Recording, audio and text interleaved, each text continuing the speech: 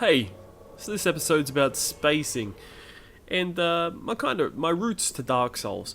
So let's go over what involves spacing. So baits involve spacing, positioning is spacing, timing is spacing, execution is spacing. All of this stuff, latency is spacing. Yes, you can space latency for the most part, and most importantly, backstabbing is spacing. Backstabbing requires a shit ton of effort. It is not just something you can just pull out your butt and be like, hey, I'm pulling this out my butt and it's going in your butt. Sharon's caring, buddy. It requires a lot of effort. So I'm going to link a video from Scott Junn that goes into depth about spacing, and maybe the ones that are interested in learning more about how to be more aware of what's going on. We'll check that video out, so that's going to be in the description. Right now we have a host and a phantom. Phantom's a red summon, by the way. You can tell by that little password summon up there. They're trying to trick me, trying to get me to do some weird shit, but I'm already onto them. The enemies were dead in the hallway there. They've got nothing on me, and the dude's got no weapons out, and his top's off. Like, these guys have had some pretty close parties, if you ask me. He tried to parry me, but I spammed my L2. I get a punish on his heal here. They're probably not used to the aggression, and I have a hyper armor weapon and offhand fast curved sword. I think I look pretty damn stylish, and it's pretty effective too. I mean, it's still not as optimal as you would go for, but I prefer having fun, doing what I want to do, and taking out of the invasion what I want to take out of it. That's what you want to go for.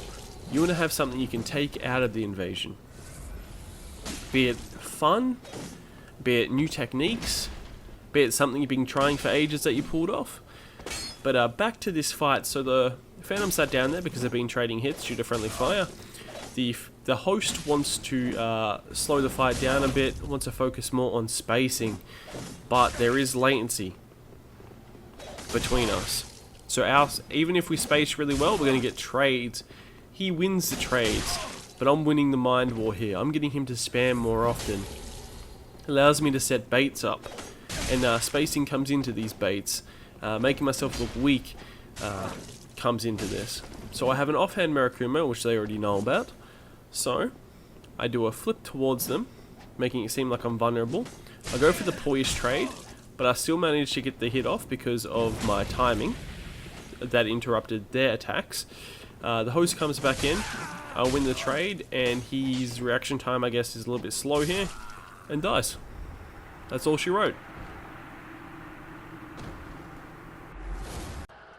So this is a shorter clip. This is a solo host, so just letting him deal with the Lothric Knight there. Mainly, what I'm going to try and incorporate is backstabs and just using basic spacing to get these backstabs. So I'm engaging him. I'm trying to find out what kind of player he is. He's a little bit reactive. Likes to come in on my aggression, which is good for me, which means he's not that cautious. So it's good for practicing things. But this can be used regardless of how good they are if they do a running attack. So I just half circle around him, just casually strolling and get the BS. Because I predicted exactly where he was going to be. And that's all from spacing and rustic play, rustic experience from when I never used to backstab. So I've got him pressured right now. Like, he's really good with his rolls. He's panic rolling a little bit, but it doesn't matter too much because he's still getting away. So I got to mix it up enough to where he gets confused and gets roll caught. On to the next one. So this one here is interesting. This is more about level play, and it still incorporates a backstab, but it's all about knowing the level and what kind of paths you can take to achieve the victory, per se, or a cool clip, or some practice, or some sick plunges. Depending on what you want to go for, that's up to you. Me, personally, I like to practice techniques when I invade. I don't really care so much about the victory.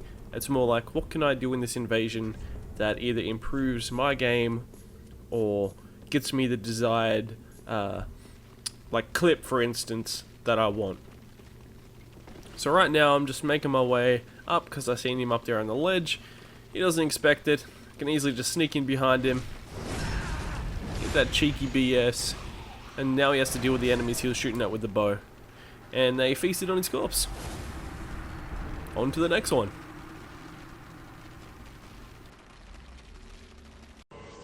Let's talk fishies. I'm a fishy. I have a lot of fishy friends.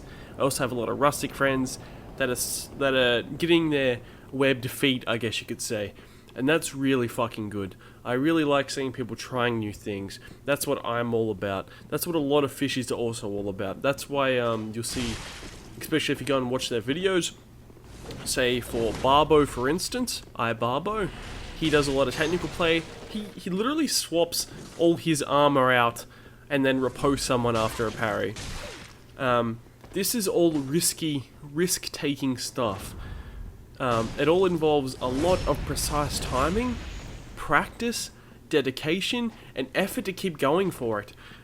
It's not just this, like for a pivot, for instance, or an Estus punish, which you're seeing right now. This requires timing, this requires the right amount of velocity of movement. If you overshoot it, you're not going to get the backstab. If you undershoot it, you're just going to get an R1, which isn't as bad, but it's still very impactful, and you have to be precise. And the only way to be precise is to learn the basics. Going back to basics once every now and then is definitely worth it. It helps you improve your game tremendously and helps you see things that you may not understand, or even if you're new, that's great. Don't think you can't do anything because you're a new player. You can do whatever the fuck you want. It doesn't matter what other people think of you, it doesn't matter if they throw dunk fires or point down. While others took nothing out of the fight, you took experience. On to the next one. So this clip here is a good mix-up of rustic play and fishing. We run into a Pyromancer with a Murakumo. Pretty fun setup by the looks of it. Let's just see how this turns out. So we're in a pretty small area. Certain Pyromancers will be super strong here. I think he knows that's why he chose this spot to fight in. But we can deal with this. We've invaded a lot of Pyros and a lot of Murakumo users before. So that was a mistake, I believe. He went to drink the blue Ashen Estus. He tries to hit us there and bait us in with an attack. We just do some spacing. So he's at a quarter health. He's probably panicking, and that weapon art kind of showed that he was panicking or expected us to roll into it. He's got a last ditch effort right here, but we dodge through the flame whip and get that BS. GG, homie. So in this clip, I'm going to try and show you my flow. And at the start, I'm kind of just messing around with the Knight's Crossbow to see what I can get off with it. I'm mainly trying to focus on baits here to see what actually works. And it kind of doesn't go too well for me at the start.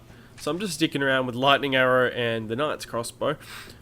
This player is pretty good, you'll soon find out. They're also a mage. Interesting enough, so I found out I can't really trade with them. And their rapier, we'll soon find out, does a lot of damage. So I'm kind of like gauging them, seeing how good they are. They're really good with their stamina knowledge. Even though I'm just messing around, this is still needing the dough. It's making them really aggressive. They're coming in on me. I'm just sticking around, making them, like, I guess, more sloppy. I'm getting them set up for the mindset of, okay, you can come and spam on me if you want, but when I switch up to something to take care of them, they're less likely going to be on guard. They're less likely to be more passive, and they just think that they can poop all over me pretty much with their dung pies and their point downs, which I'm assuming I would have got. So I think this is a turning point where I'm like, okay, time to pull out the big guns, and I pull out an S-Stock. It's a longer rapier. I plan to set him up for some stabby punishes. And because I know this guy's a good player, he's at a half health. He's not going to panic. So I get a Lloyd's into backstab. So that's a chain right there. He dodged into me. I circle strafed his rapier. If it was a horizontal weapon, I don't think I would have got the BS. But because it's a poke weapon, I'm less likely going to get stunned out of it. I still took a trade, but it was worth it. Right now, I'm just trying to get the right bait for that R1 to the face. Take care, everyone.